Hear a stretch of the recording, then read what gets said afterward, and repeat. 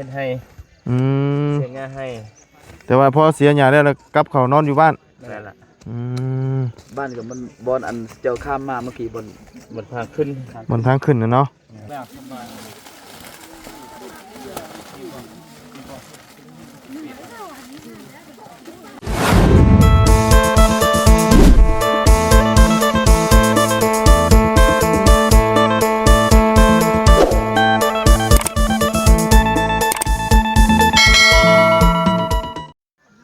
เอาพี่น้องเนาะระหว่างเดินทางเฮาก็มาพบกับพ่อทางชาวบ้านพี่น้องเนาะเพิ่นมาเฮ็ดไร่เฮ็ดสวนพี่น้องเนาะว้าสถานที่นี่งามขนาดพี่น้องเนาะก็มีข้าวพี่น้องเนาะนี่เพิ่นปลูกเป็นหมักบ่อันนี้ว่าจังได๋หรือหมักแตงนี่เนาะหมักแตงบ่อ้ายหรือว่าหมักนี่น่ะยอดหมักน้ำบ่โอ้อันนี้คือข้าวปลูกธรรมชาติเด้เนาะตัวหมองนั่นคือจะแมนบอลนั่นว่าพักพิงกินข้าวกินน้ำพี่น้องเลยพูเนาะเป็นนานาหมองพักหลังจากที่ว่าเห็ดหัวเห็ดไห้เห็ดสวนพี่น้องเลยเนาะโอ้ความสวยความงามพี่น้องเลยเนาะเห็ดไห้เห็ดสวนบรรยากาศน่าอยู่เนาะอันนี้คือเขียวงามธรรมชาตินะมีทั้งหมักชะลีมีทั้งหมักแตงมีทั้งหมักน้ำพี่น้องเลยเนาะเอาสาพี่น้องเนาะก่อนอื่นก็กราบสบายดีและสวัสดีพี่น้องกันเบิดสุขุสุขคนพี่น้องกันเนาะมาพบพ่อกันมื้อนี้ก็ระหว่างเดินทางพี่น้องกันเนาะเดินทางพุ่นแหละไปหาทางเบาลีเนาะเราก็มาพบมาเจอทางอันว่าไทยบ้านพี่น้องกันเนาะเพิ่นคือเฮ็ดไร่เฮ็ดสวนอยู่จุดเดียวกันพี่น้องกันสิเป็นหมู่อันว่าคล้ายๆหมู่บ้านแต่บ่เป็นหมู่บ้านเพิ่นสิปลูกกระต๊อบไว้เป็นแบบหลังคาอยู่พี่น้องกันเนาะเอามีแต่บาบุญกับประตูนกับสิถือโอกาสนี่เนาะได้เอาอย่างลงให้ทั้งชาวไร่ชาวสวนเพิ่นก่อนพี่น้องเนาะเพราะว่าเพิ่นขึ้นมาอยู่นี่มันไกลแห้งจากจุดในเมืองเนาะคือขึ้นมาอยู่จุดสูงแห้งดีพี่น้องเนาะคือเฮาขี่รถขึ้นมานี่มันสูงดีน่ะอันนี้คืออยู่ยอดเทิงเลยพี่น้องเลยยอดเทิงภูเขาเลยเอาจังไดก็มีแต่สิแบ่งปันเอาเอาขนมมันแหละพี่น้องเนาะเพราะว่าอันนี้เป็นเห็ดนาเห็ดไห้เข้าพี่น้องเนาะเป็นข้าวไห้ปลูกข้าวไห้แล้วก็เสียหญ้าเสียตองพี่น้องเลยเพิ่นก็นั่นแหละวิธีเสียหญ้าเพิ่นโอ้เนาะชาวไห้ชาวสวนอันนี้คือเพิ่นเสียหญ้าพี่น้องเลยนี่เนาะเสียหญ้าพี่น้องเลยเนาะเอาไปโดยไปพี่น้องเห็นมีแต่ฮะยังอยู่ยังไม่ได้ไปเอาไปเบิ่งเนาะลายพี่น้องกระตบกระเต็บเพิ่นปุ๊กปุ๊อันนั้นอีกตัวนึงพี่น้องไอ้พวกพวกเป็นแบบนี้แหละเพิ่นปุ๊กพอได้อยู่ส้นอาศัยเนาะดูเตะเดี๋ยวขึ้นไปเทิงอีกพี่น้องอันนี้คือลงมาเบิ่งหม่องไห้เพิ่นมีหลายพี่น้องเลยปุ๊กกว้างแต่ว่าเฮ็ดจุดเดียวเด้อมาก่อนขึ้นกันเดียวไปเบิ่งเพิ่นเสียหญ้าเสียตองกันพี่น้องเลยเนาะนี่กับบ่ฮู้ว่าสิไปฮอดจักโมงเนาะมีแต่เบิ่งไปนำกันพี่น้องติดตามไปนำกันเนาะบรรยากาศสวยๆงามแต่ว่าเสียหญ้านี่ก็หญ้าคือกันเนาะมันเปื้อนได้ฝนตกนี่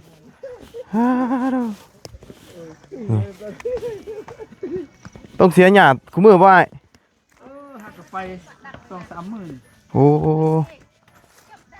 หเผื่อสิได้เนาะต้องเสียสิ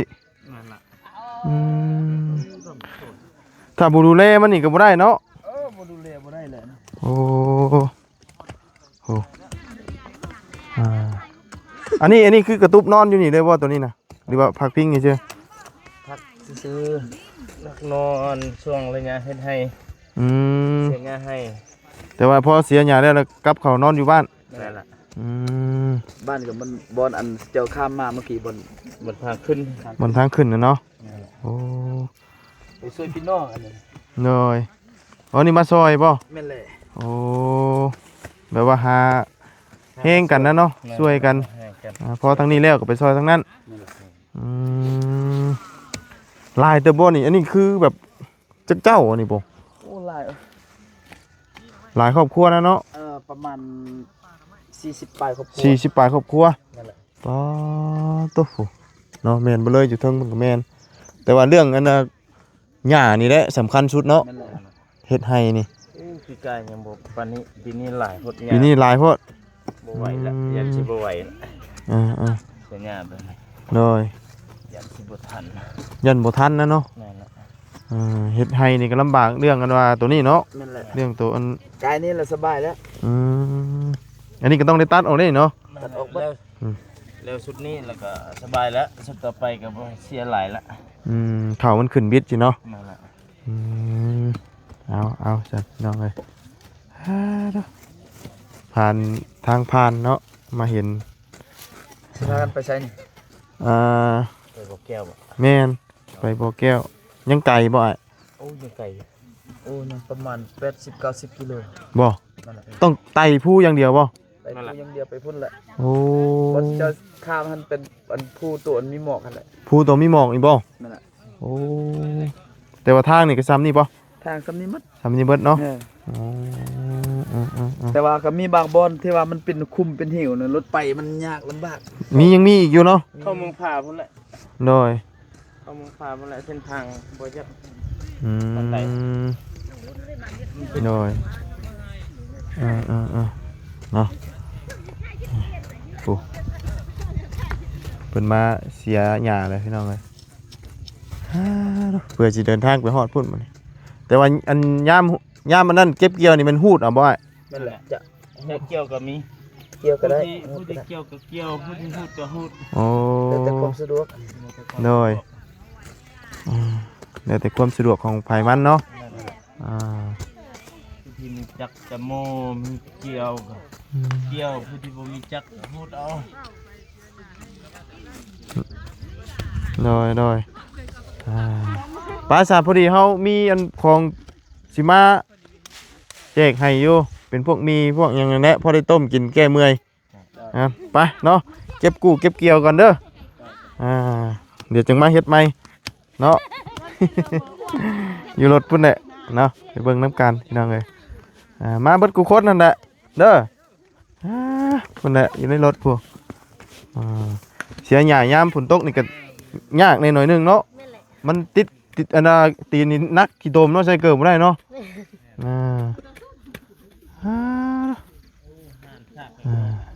ตอนปลูกก็พอแห้งน่ะตอนอันมาเสียหญ้าอีกบัดนี้ไปสันมาเด้ออันอ้ายเด้อเอ้ยเด้อมาพี่เด้อเด็กน้อยบ่โอ้เพิ่นอันน่ะพาเฮ็ดเวียกเพิ่นพี่น้องเอ้ยเนาะเอาก็มีแต่ให้ผู้เพิ่นอยู่เทิงนั่นแหละพี่น้องเนาะเป็นจังไดก็โอ้ยนักตีนปานยังปานนี้พี่น้องเอ้ยโอ้ทางนี่เป็นตะมื่นขนาดได้นี่นะทางขึ้นโอ้หมื่นเนาะฮึบ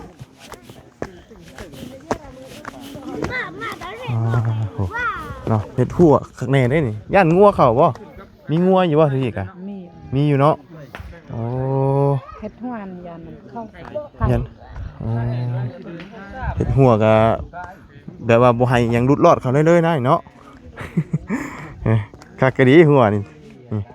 ความทีมาเดี๋ยวออกไปก่อนโอ้เนาะแต่ละหลังคาอันที่ว่าเพิ่นพักอยู่เอาพี่น้องนี่พี่น้องเลยกระตอบไอ้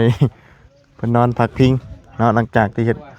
ห้วยไทยเฮ็ดสวนพี่น้องทั้งนี้เฮ็ดบ่ได้เด้นี่ทั้งนี้เนาะมันลงบ่ได้เด้ทั้งนี้สูงดีปุ๊แนวลงไปพี่น้องเอ้ยโอ้โหเป็นใกล้เนาะเขาไม่มีอยู่มีแต่ปุ๊กลักษณะนี่เบิดเลยนะเนาะปุ๊กอันมองอยู่มองนอนเป็นคือการเบิดอยู่พุ่นก็มีพี่น้องเนาะมัน40ปลายกลัวพุ่นเนาะอยู่พุ่นก็มีเป็นพากระจัดเนาะทางประตูทางเข้านี่ขักกะดีนี่อยู่แบบ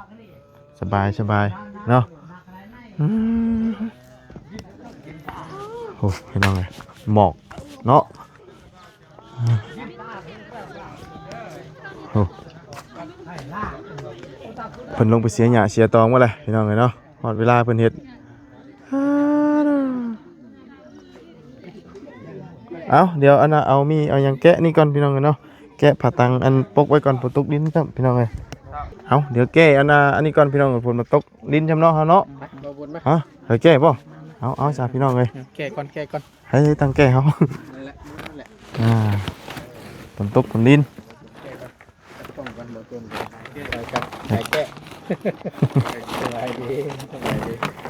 เอาแกใส่ก็ เบิ่งดูเฮ้ยเนาะสิเป็นยังไงเนี่ย คือว่า ว่าเปียกก็เริ่มจังต้มเป็นมาต้มเป็นมา ใช่เลย ไหนบ่ ย่านไปในไหนบาทตอนมัดเราหิ้งเอาแก้แล้วเราอยู่ไหนแก้แล้วพอเป็นแบบนั่นสองครบเลยเด้ นี่ก็ได้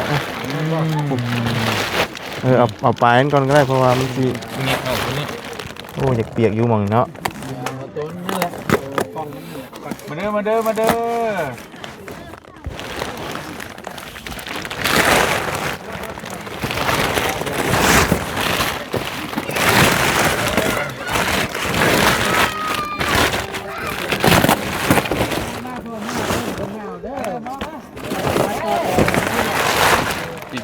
เปียกเนาะสิมอดเข่า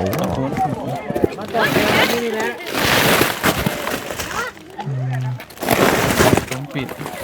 เข่าเลย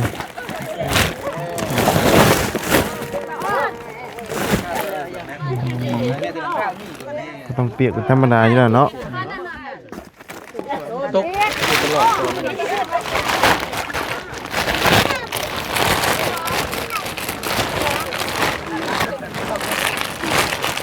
นนี้เนี่ยมาฝากมันจะมีเนาะ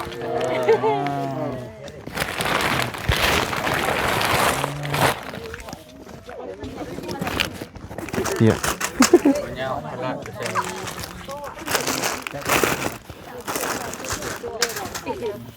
เห็นไหมเปียกมันเปียกคุ้มไว้กับบอยู่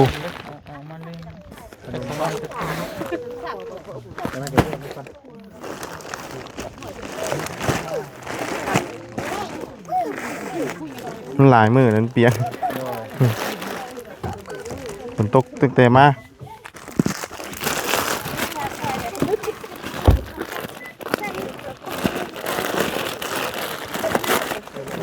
ขนมข้าวต้มก่อน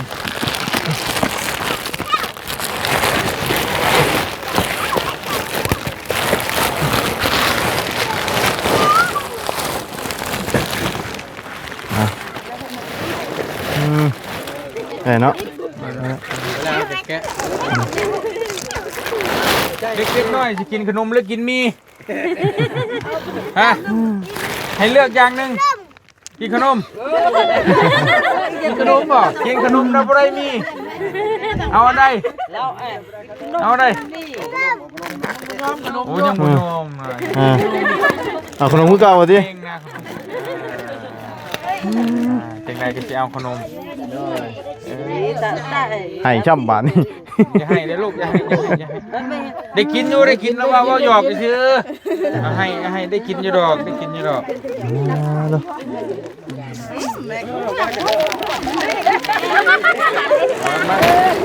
เอาไปอยากเลี้ยงแถวหรือเลี้ยงแถวเป็นบ่ต่อแถวเป็นบ่ต่อแถวเป็นบ่ลูกต่อแถวด้วยอ๋อยับมาบัดนี้บริญาณจักดีบ่นี่นะ คัดเอวให้กว่าผู้ใหญ่เนาะ บริญาณนะบ่าวจับไปขายจักดีบ่นี่โอ้บ่ได้เจ้าเฮ็ดแบบนี้บ่ได้เด้อไปเห็นรถมาได้เอาขนมล่อเดี๋ยวจะไปหาเขาบ่ได้เด้อ คนจะจับเจ้าไป ระวังได้นี่ได้ บ่ บ่ย่านคนเนาะ บ่ย่านบ่ย่านคนนี่อันตรายนี่นะ เพราะว่า ย่านแบบว่าน้ำทางน้ำยางมาเอา แม่น แน่เลยเนาะ อืม คือมาแบบนี้ให้อยู่มาจัดแถวให้แน่บาทนึง เป็นอันให้เพิ่น เลี้ยง ต่อ แถ แถ ว ว ให้ ได้บ่ ได้คู่คนอยู่หลายอยู่ อ่า เลี้ยงแถวกันให้เด้อ ต่อแถวกันเข้ามาเอาอ่ะนะต่อแถวกันเข้ามาเอาได้กันทุกคนได้กันทุกคน ตามแถวก็ได้ อยู่พี่ต่อแถวเพิ่นว่าจังไดอยู่พี่ แถวชื่อ มาพี่โอเคต่อไปเลยต่อไปเลย ก็อย่าดึงแจ้งแค่เพิ่นว่าครับยังเลย เพราะว่าตั้งเอาถ่ายนี่ไปทั่วโลกเด้อจำได้ให้มันเป็นระเบียบเรียบร้อยแน่งาม ยายปัด สอง เพีย แถ น วก็ ด้วย ได้ แม่ สองแถวโอเคต่อไป เอาฝนมาตกบ่นี้เนาะ เพียนขึ้นมาปลาเที่ยว เล็กน้อยต่อแต่เล็กน้อยก็ได้โอเคบ่เป็นไง ซื้อเต็นซื้อกันเนี่ย แป๊บนึงมาบุญตั้งกล้องไว้ก็ได้ช่วยกัน โดยช่วยกันพี่น้องกันเนาะโอ้ภาพบรรยากาศเนี่ยพี่น้องกันเนาะ เมฆได้เมฆ ตั้งไว้บ่ตั้งเอาก็ได้เห็นได้ อ่า ภาพบ่งามนี่แหละพี่น้องเดี๋ยวมีคน เนาะ นะช่วยกัน ไปช่วยกันนี่เนี่ยเดี๋ยวมันสิเปียกเอาตัวพื้นก่อนเนาะเดี๋ยวจังอันนั้นเดี๋ยวจังมัดใหม่ กุลประมาณ 4บ่ 4-5ก็ได้เนาะ5ห้อก็ได้ หาบ่ แม่น หาก็ได้เนาะ มันจังพออะเนาะ หาคนละหาห่อก็ได้ ขนมจักซองเนาะ แม่น ขนมซองโอ้ โอเค ผู้ที่ห่าวผู้ ผู้ หมู่ อยู่ พุ่ เทิ น งจะได้นั่นแน่นึงบ่บุญเด้อ ร้านบ่ ขึ้นอยู่เทิงพุ่นละ พอแล้วร้านผู้วาดนี่ บ่ ไปเบิ่งอันน่ะกล้องนี่เด้อขอบใจเต็มที่ก็ให้เด็กน้อยก่อนเนาะเด็กน้อยมาก่อนก็ได้อีกตัวเด็กน้อย เนาะมาพี่ฮัม มา หัวโจกหมู่นี่ให้หัวโจกหมู่ เอามืดเป็น เอามาพี่มาเฮ็ดอะไรเอานุ่มมือ เอามือ นุ่มมือก่อนล่ะเฮ็ดอะไรเอาทีละคนทีละคน ทีละคน อะไรอยู่อู้เมาจบโอเคโอ้ยเฮียแล้ว ได้อยากได้ลายเห็นบ่ว่าอยู่ เอาละนี่เอา นี่ ล ไล่ งมือ ทุกคนนม เอ มือ เอาอุ้มเอาอันนี้ มาลูกมาพี่กินเรียนจบบานนี่ล่ะอันนี้เอากระจ้องมากั้งนี่ไว้นี่ ต้องพบผลบานตายรับจักไม้ข่อย จังหวะ กั้งกล้องนี่ไว้นี่ ใช่ว่าละลงมือเด้อโอเค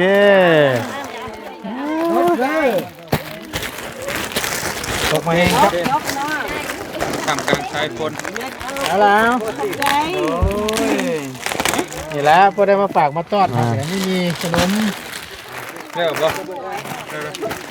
เดี๋ยวจับมันก็ได้ เอาละลงมือเด้อลงมือเด้อโอเคเอาลนเอาโอ้ย เพลงเนาะ โอ้ฝนตกบาทนี่ เบิ่งแม่โอ้ยเนาะ ถอดก็ได้ถอดออกก็ได้ กดไม้ก่อนพี่น้องเลยเนาะ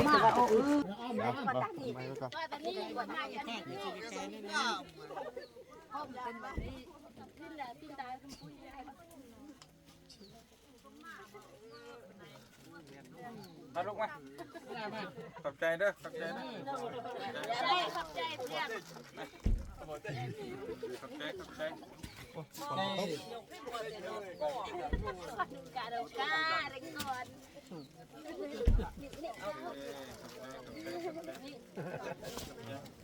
เข้าใจโอ้ตั้งแล้วตั้งองค์ไผ่พ่อมเลย เอามาตั้งกันก็ได้ของมาสูโอ้นี่อย่ามันน่ากลัวจัง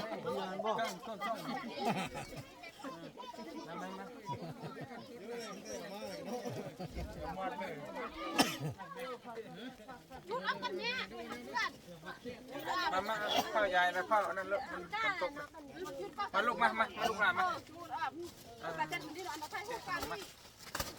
โ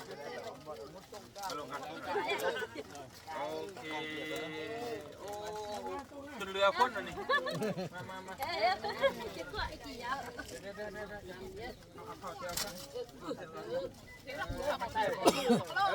โอเคเราแม่เป็นข้าวก็แต่จะต้องมือนี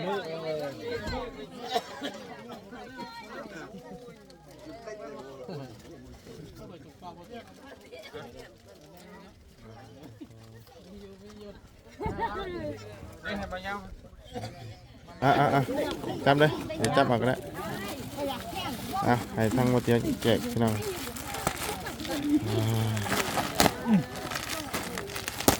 มาเลยจ้ามาฝนตกแล้วขอบใจ มาแล้วมารถยางเข้ามาย่างเข้ามาเลยได้อยู่โดย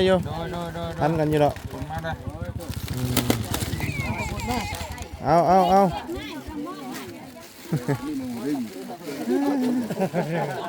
วัดนี่พร้อม โอเคมาเนาะแกะช่วยกันตั้ง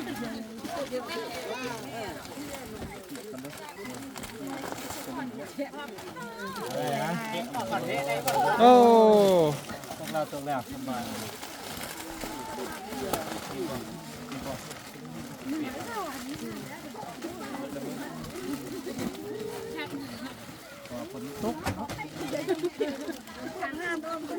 อะไร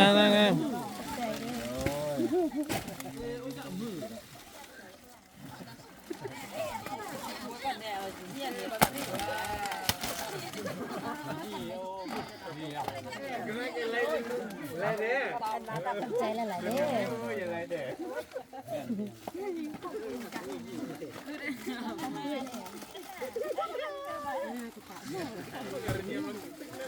ต่อแถวกันมาโอ้ยผู้ใดยังไม่ทันได้มาเด้อมาเริ่มมาแถวมา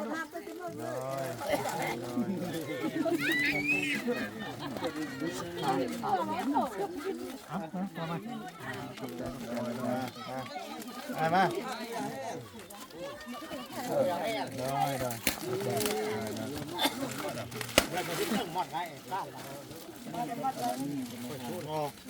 พยายามได้ที่นี่มา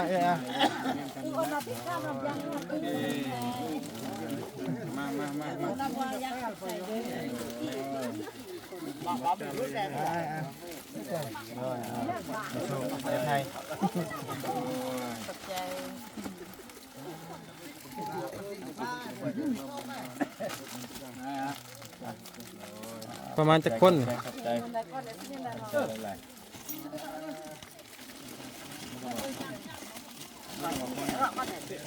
ังมาทันได้มาเด้อนี่จะอยาก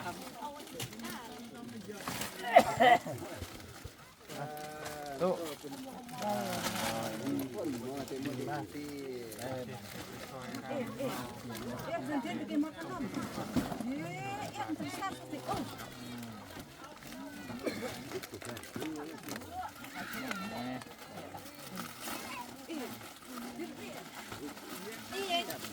มาเด้อมาเด้อคำนวณที่ไหนไม่ไปกดไหนดิ้นม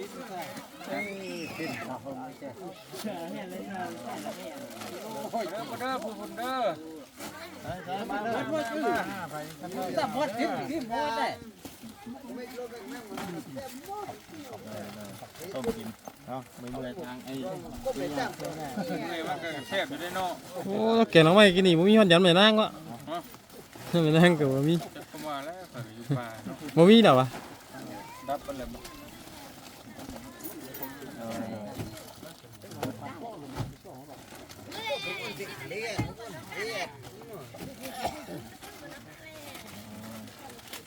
ไปนั่งอยู่บ้างเด้อไปได้เด้อ ขอบใจเด้อสดดี ได้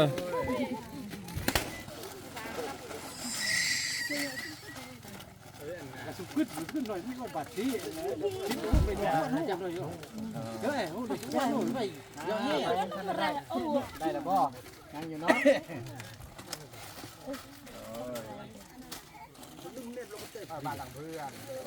ใครท่านได้แล้วบ่โ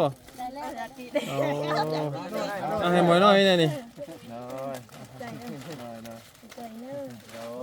บ่ได้เนาะ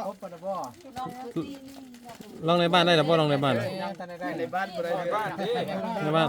ให้เพิ่นอันนี้ ในบ้านให้ใหญ่ๆนี่ ในบ้านนี่สิละลายนิดนึงเอานี่เลยเอาไก่มันเนาะกล้องมันกันชัดทุกเช็ดบ้านนี่พ่อเอ้ยเฮ็ดอะไรบ้านนี่กล้องมันขาดชับบานนี่โอ้ยเนาะใหญ่คนใหญ่นี่เอาได้ยากนั่นน่ะนี่หมดเลยไอ้อยู่ตรงนี่พ่ออยู่ตรงใกล้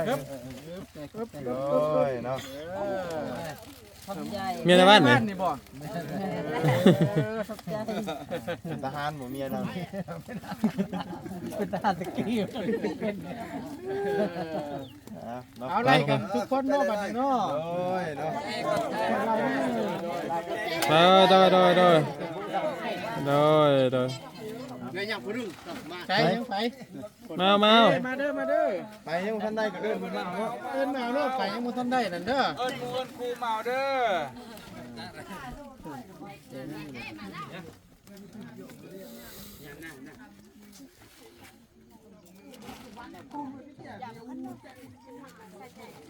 Một xí càng cái này nó chưa đã.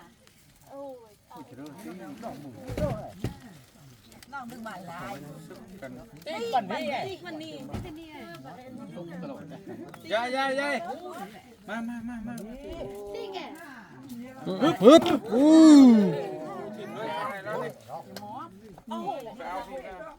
มาพี่ตุ๊ โอ้ส่งแล้วนะ เขาจะเสียงหยาเข้าพ่อ เจ้าว่าฟังหมอลำบ่ไหวอีนี่ ให้แล้ว เขาจะเสียงหยาเข้าเนาะเมื่อยบ่ อย่าไล่ เอาขนมเด้อกำมีเด้อ เอาพี่น้องเนาะเบอร์มาเด้อเบอร์มา ทางนี้เพิ่นเอิ้นเบิกมาแล้วบ่กินข้าวนะ บ่ได้ ฮะ เป็นอันยังเป็นอันว่าเผากระมุแล้วบ่ ตะมูได้ เอาบ่ฮอดจนถึงแล้วเนาะ ฮอดจอดตึงแหละ ได้ยินแต่ชื่อ เขาก็พูดเลย เป็นเผากระมุ Chạy lại lại โด nữa. ย เรียนเป็นงานโลดบัดนี้เนาะ เอาสิเจ้านี่ มาเนาะ ค่อยบ่ไหวแล้ว เรียบร้อยบาททีนี้ บ่อัน20,000พุ่นเคลียร์เลย เดี๋ยวเก็บอันนี้ก่อนพี่น้องกันเนาะเดี๋ยวเคลียร์พื้นที่ก่อนเพราะว่ามันเปียกๆหน่อยนึงเนาะ เอาก็ถือว่าครบเนาะได้พอมันหลายมื้อเลยตั้งแต่ เอาก่อนอื่นเนาะก็ถือว่าได้แจกจ่ายให้ทั้งชาวบ้านชาวสวนเพิ่นที่เฮ็ดหัวเฮ็ดไร่เฮ็ดสวนพอได้อยู่ได้กินพออันน่ะขึ้นมาแต่เสียหญ้าให้พอได้ต้ม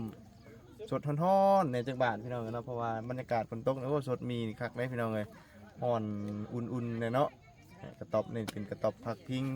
ระหว่างเฮ็ดหัวเฮ็ดไร่เฮ็ดสวนพี่น้องเอ้ยเนาะบ่แม่นหมู่บ้านอันนี้นะก็หมู่บ้านนี่พี่น้องเอ้ยอยู่ลุ่ม อันนี้อยู่เทิงภูเขาพี่น้องกันเนาะ เอาก่อนอื่นก็ต้องขอขอบคุณทั้งเอื้อใจดีคือเก่าคือเดิมก็คือทั้งพี่สิริวัลย์เนาะได้ฝากของเรานี่มาให้ทางบาบุญกับบาตูนแจกจ่ายชาวบ้านหรือว่าผู้ที่เพิ่นบ่มีอยู่มีกินเนาะก็ขอให้เอื้ออยู่ดีมีแรงสุขกายสบายใจเด้อเนาะว่าเอื้อเสร็จธุรกิจการงานใดก็ขอให้ราบรื่นรุ่งเรืองเจริญก้าวหน้าในหน้าที่การงานเนาะ